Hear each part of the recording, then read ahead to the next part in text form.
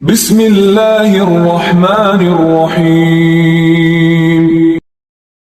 سیار بن سلامہ نے بیان کیا، انہوں نے بیان کیا کہ میں اپنے باپ کے ساتھ ابو برزہ اسلمی صحابی رضی اللہ تعالیٰ عنہ کے پاس گیا۔ ہم نے آپ سے نماز کے وقتوں کے متعلق پوچھا تو انہوں نے کہا کہ نبی کریم صلی اللہ علیہ وسلم ظہر کی نماز سورج ڈھلنے پر پڑھتے تھے، عصر جب پڑھتے تو مدینے کے انتہائی کنارے تک ایک شخص چلا جاتا لیکن سورج اب بھی باقی رہتا۔ مغرب کے متعلق جو کچھ آپ نے کہا وہ مجھے یاد نہیں رہا، اور عشاء کے لیے تہائی رات تک دیر کرنے میں کوئی حرج محسوس نہیں کرتے تھے، اور آپ اس سے پہلے سونے کو اور اس کے بعد بات چیت کرنے کو ناپسند کرتے تھے۔ جب نماز صبح سے فارغ ہوتے تو ہر شخص اپنے قریب بیٹھے ہوئے کو پہچان سکتا تھا۔ آپ دونوں رکعات میں یا ایک میں 60 سے لے کر 100 تک آیتیں پڑھتے۔ صحیح بخاری حدیث نمبر 771۔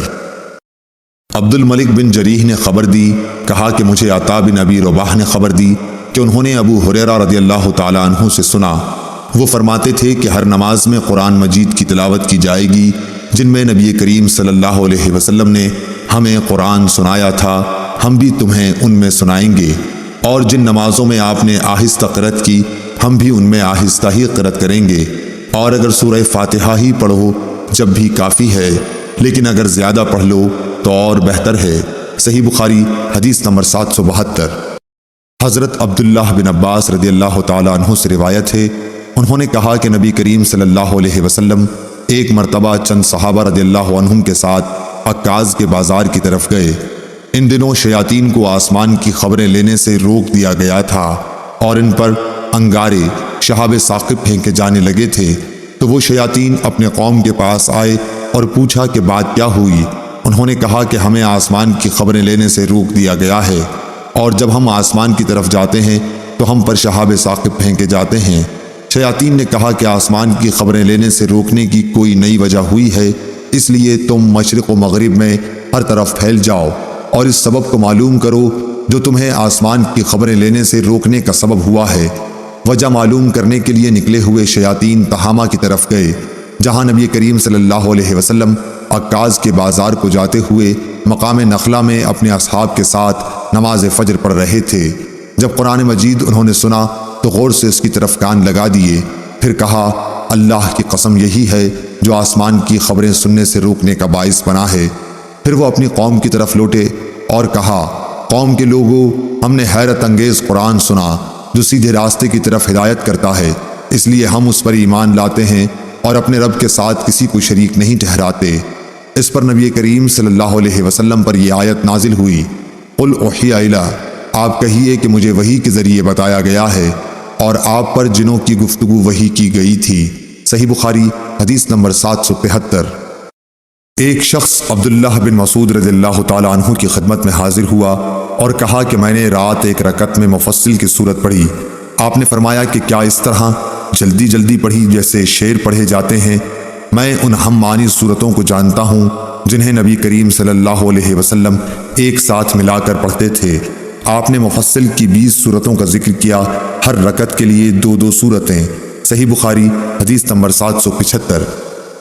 عبداللہ بن ابی قتادہ نے اپنے باپ ابو قتادہ رضی اللہ تعالیٰ عنہ سے روایت کیا ہے کہ نبی صلی اللہ علیہ وسلم ظہر کی 2 پہلی رکعتوں میں سورہ فاتحہ اور 2 صورتیں پڑھتے تھے، اور آخری 2 رکعات میں صرف سورہ فاتحہ پڑھتے۔ کبھی کبھی ہمیں ایک آیت سنا بھی دیا کرتے تھے، اور پہلی رکعت میں قرأت دوسری رکعات سے زیادہ کرتے تھے۔ عصر اور صبح کی نمازوں میں بھی آپ کا یہی معمول تھا۔ صحیح بخاری حدیث نمبر 776۔ ابو معمر عبداللہ بن مخبرہ نے بیان کیا کہ ہم نے خباب بن عرط رضی اللہ تعالیٰ عنہ سے کہا کہ کیا رسول اللہ صلی اللہ علیہ وسلم ظہر اور عصر میں قرآن مجید پڑھتے تھے؟ انہوں نے جواب دیا کہ ہاں۔ ہم نے پوچھا کہ آپ کو معلوم کس طرح ہوتا تھا؟ انہوں نے بتایا کہ آپ کی ریش مبارک ہلنے سے۔ صحیح بخاری حدیث نمبر 777۔ یحییٰ بن ابی کثیر نے بیان کیا، انہوں نے کہا کہ مجھ سے عبداللہ بن ابی قتادہ نے بیان کیا، وہ اپنے والد ابو قتادہ رضی اللہ تعالیٰ عنہ سے، کہ نبی صلی اللہ علیہ وسلم ظہر اور عصر کی 2 پہلی رکعتوں میں سورہ فاتحہ اور کوئی اور سورت پڑھتے تھے۔ کبھی کبھی آپ کوئی آیت ہمیں سنا بھی دیا کرتے تھے۔ پہلی رکعت میں قرأت زیادہ طویل کرتے تھے۔ صحیح بخاری حدیث نمبر 778۔ حشام دستوائی نے بیان کیا، انہوں نے یحییٰ بن ابی کثیر سے بیان کیا، انہوں نے عبداللہ بن ابی قتادہ سے، انہوں نے اپنے والد ابو قتادہ رضی اللہ تعالیٰ عنہ سے کہ نبی کریم صلی اللہ علیہ وسلم ظہر کی پہلی رکعت میں قرأت طویل کرتے تھے اور دوسری رکعت میں مختصر۔ صبح کی نماز میں بھی آپ اسی طرح کرتے تھے۔ صحیح بخاری حدیث نمبر 779۔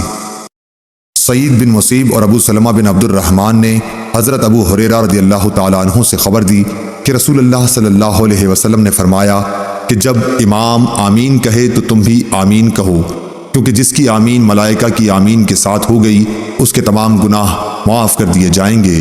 ابن شہاب نے بیان کیا کہ رسول اللہ صلی اللہ علیہ وسلم آمین کہتے تھے۔ صحیح بخاری حدیث نمبر 780۔